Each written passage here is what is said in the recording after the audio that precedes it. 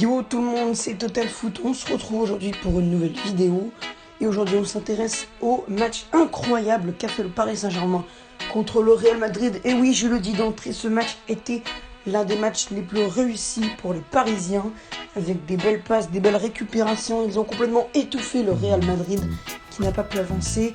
Malgré de belles occasions, les hommes de Zinedine Zidane n'ont pas parvenu à inscrire le moindre but. Il y a eu pourtant 2 buts hors jeu de Bale et Benzema, mais comme je l'ai dit avant, ils ont été hors jeu et donc c'est finalement le PSG qui s'est créé le plus d'occasions, avec notamment un Angel Di Maria, Idrissa Gueye ou encore Marquinhos qui ont été monstrueux lors de ce match. Mais les deux principaux monstres, c'était Angel Di Maria, auteur d'un doublé fantastique contre Thibaut Courtois. Et il a été auteur aussi d'un face-à-face malheureusement manqué contre le gardien belge à la 60e minute de jeu. Mais s'il l'avait marqué, il aurait complètement réussi sa 100e en Ligue des Champions. Mais on peut noter aussi l'incroyable performance d'Idrissa Gueye. Il était sur tous les bons ballons, de belles passes, de belles récupérations, de belles frappes, de beaux passements de jambes. Il a fait tout ce qu'il fallait faire pour espacer un petit peu le milieu de terrain pour que Marco Verratti puisse aussi passer. Marco Verratti qu'on a senti un petit peu plus libre sur le terrain, tout comme Juan Bernat en défense. Mais moi, j'ai bien aimé aussi Marquinhos au milieu. On s'attendait à un mauvais match de la part du défenseur brésilien à la base. Mais je dis à la base parce que là, il a été mis au milieu. Et c'était une expérience réussie pour Marquinhos qui a su parfaitement être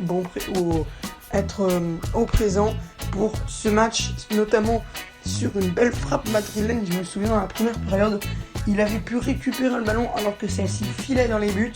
Donc franchement, un très bon récupérateur Marquinhos, et je trouve que c'est une réussite de l'avoir mis là. On peut noter aussi la très bonne performance. Moi j'ai trouvé que Pablo Sarabia il était bon. En fait, on veut dire que toute l'équipe parisienne était bonne.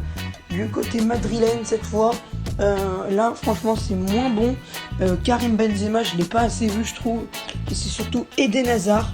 Je ne l'ai pas du tout vu, à part sur quelques contre-attaques, des fois quelques accélérations, mais vraiment rien. Franchement, Eden Hazard, notamment, on peut voir la une dans le journal de France Football ce matin, dans l'article de Paris contre le Real Madrid, on peut voir Hazard SOS fantôme. Donc c'est quand même quelque chose qu'il faut retenir, parce que c'est vrai qu'Eden Hazard, on ne l'a pas vu du match. C'était vraiment pas du tout dans son match, l'attaquant belge du Real Madrid. Donc du coup le PSG s'impose 3-0 avec un doublé d'Angel Di Maria et un but de Thomas Meunier. Le Paris Saint-Germain se déplacera chez les Turcs du Galatasaray SK le 1er octobre prochain. Ce sera un match de la deuxième journée de Ligue des Champions. On rappelle que le PSG est premier de son groupe. Et on va maintenant rappeler les autres scores en Ligue des Champions du côté de ce groupe A et jusqu'à groupe D, les matchs qui ont eu lieu du coup hier. Le Club Brugge et Galatasaray ont fait un match nul 0-0. Dans le groupe B, c'est l'Olympiakos qui a fait 2-2 contre Tottenham, tandis que le Bayern Munich a battu l'Étoile Rouge de Belgrade 3-0.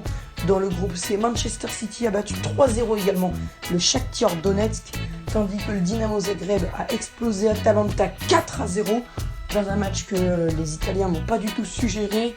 Et dans le groupe D, c'est l'Atlético Madrid qui a fait match nul 2-2 contre la Juventus, tandis que le Lokomotiv Moscou a gagné 2-1 contre le Bayer Leverkusen. On rappelle donc les scores aussi un petit peu du groupe E. Naples a battu Liverpool, tandis que Salzbourg a battu Genk. Dans le groupe F, Borussia Dortmund et le FC Barcelone ont fait 0-0, tandis que l'Inter Milan et Slavia Prague ont fait 1-1.